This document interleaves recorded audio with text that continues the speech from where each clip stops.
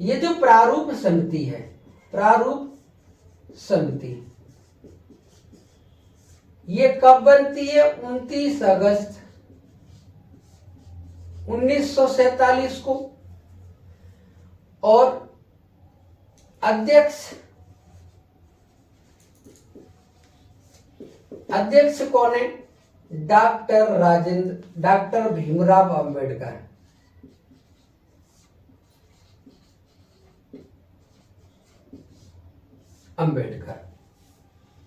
इनको अध्यक्ष कब बनाया गया? 30 अगस्त 1947 ईस्वी को। यानी ये दोनों ही क्वेश्चन आते हैं कि प्रारूप समिति का गठन कब किया गया? 29 अगस्त 1947 को। प्रारूप समिति के अध्यक्ष कौन थे? डॉक्टर भीमराव अंबेडकर।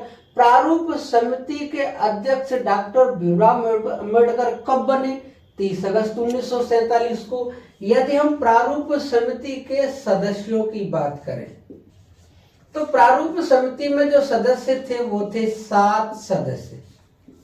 प्रारूप समिति में कितने सदस्य थे? 7। अगर प्रारूप समिति के अन्य नाम की बात करें, अन्य नाम, तो ये जो अन्य नाम है ये इसमें है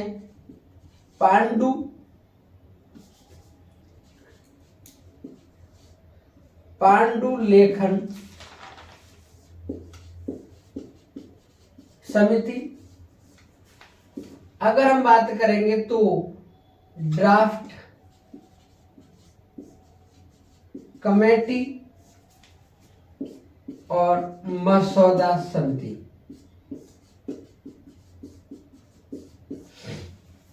यानी इसके यानी प्रारूप समिति के अन्य नामों को लेकर के बात करेंगे तो मसौदा समिति भी इसी को कहते हैं, ड्राफ्ट कमेटी, पांडुलेखन। लेकिन यदि हम इन 7 सदस्यों की बात करें तो इनमें जो पहला सदस्य है वो है डॉक्टर भीमराव अंबेडकर। दूसरे नंबर पे है एन गोपाला स्वामी अयंगर। तीसरे जो सदस्य है वो हैं अलादी कृष्णामाचारी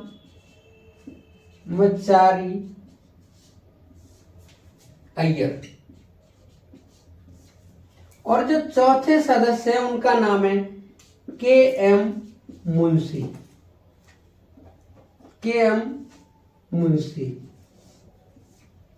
और इसमें जो 5वें सदस्य हैं उनका नाम है मोहम्मद शादुल्ला। और जो 6वें सदस्य हैं उनका नाम है एन माधव राव।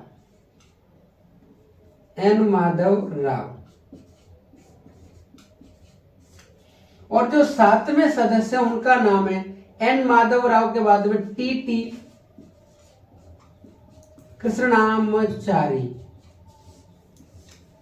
यानी मेरे प्यारे दोस्तों, संविधान सभा में यदि प्रारूप समिति में देखा जाए तो प्रारूप समिति में जो 7 सदस्य हैं वो ये 7 सदस्य हैं: doctor Bhimrao Ambedkar, N Gopala Swami Ayyangar, Alladi Krishnamachari Ayyar, K M Munshi, Mohammad Saadulla, N Madhavrao, T Krishnamachari.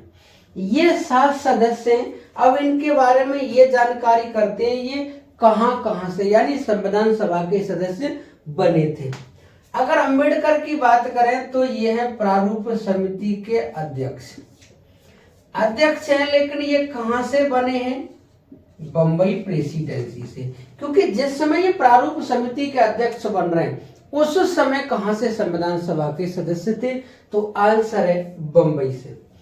अगर हम बात करेंगे के एम मुंशी की, ये के एम मुंशी हैं, ये भी कहां से थे? तो आंसर आएगा बंबई से। अगर मोहम्मद सादुल्ला की बात करेंगे तो ये कहां से हैं? असम से। अगर एन माधव राव की बात करेंगे तो ये कहां से हैं? उड़ीसा से।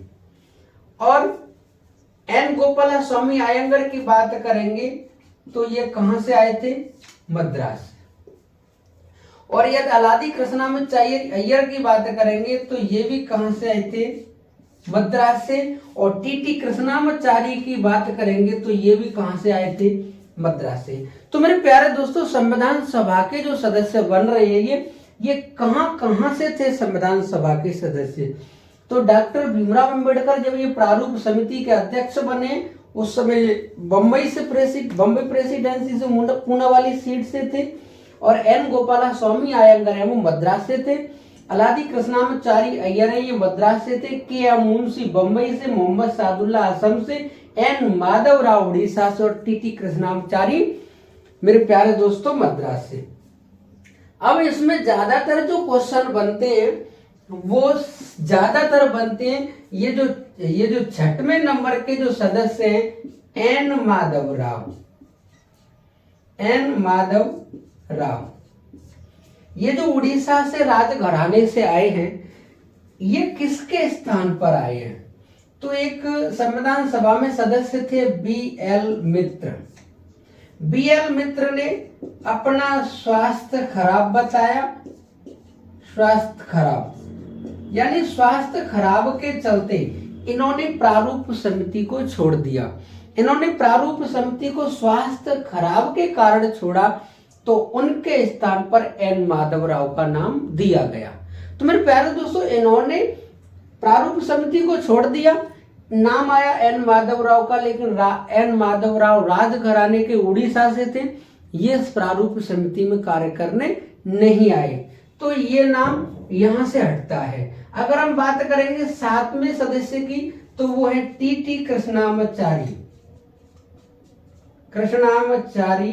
तो ये जो टीटी कृष्णामाचारी हैं ये जो आए ये आए आपके डीपी खेतान के स्थान पर। डीपी खेतान, ये जो डीपी खेतान है इनकी मृत्यु हो गई 1948 में। इनकी मृत्यु के बाद में डीपी खेतान की मृत्यु के बाद में टीटी कृष्णामाचारी संविधान सभा के प्रारूप समिति के मेंबर बने थे। तो ये क्वेश्चन ज्यादातर पेपर में आता है कि प्रारूप समिति में एन माधव राव किसके स्थान पर आए थे? आंसर होगा बी.एल. मित्र के स्थान पर। अगर क्वेश्चन आता है टीटी कृष्णामाचारी किसके स्थान पर प्रारूप समिति के सदस्य बने तो आंसर आएगा डीपी खेतान।